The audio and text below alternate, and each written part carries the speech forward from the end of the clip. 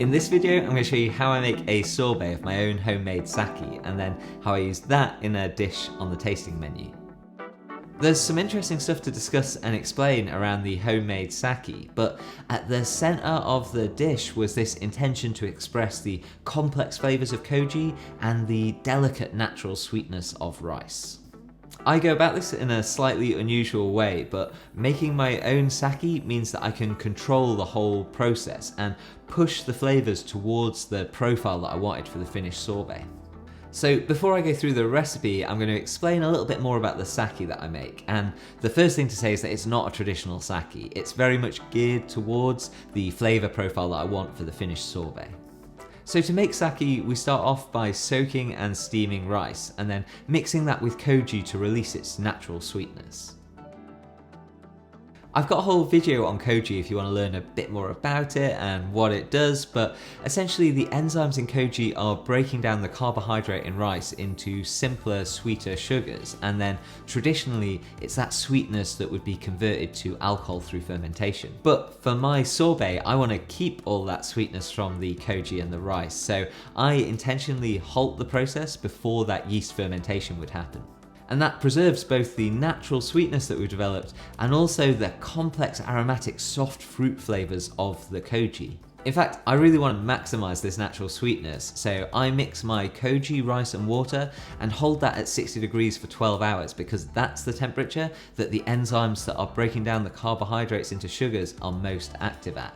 And then that's what's going to form the base for my sorbet. And then traditionally the next step would be the yeast fermentation, but I don't want to lose that natural sweetness by having yeast convert it to alcohol.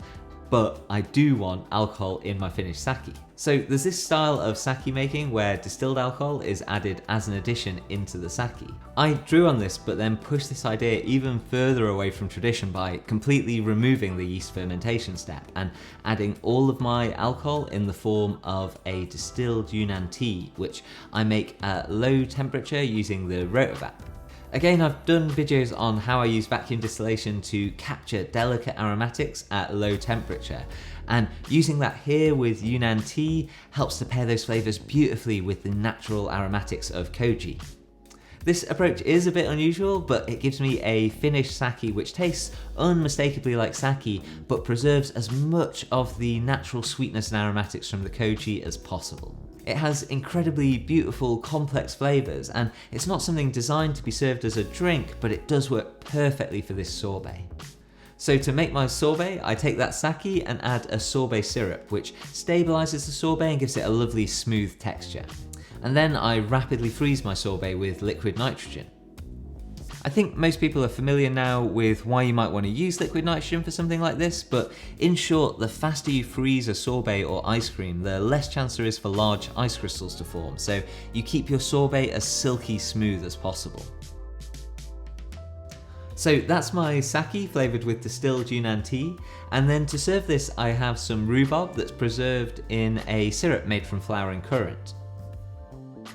The flowering currant's got a fantastic, really aromatic flavour that matches really well with rhubarb and highlights the red fruit flavours.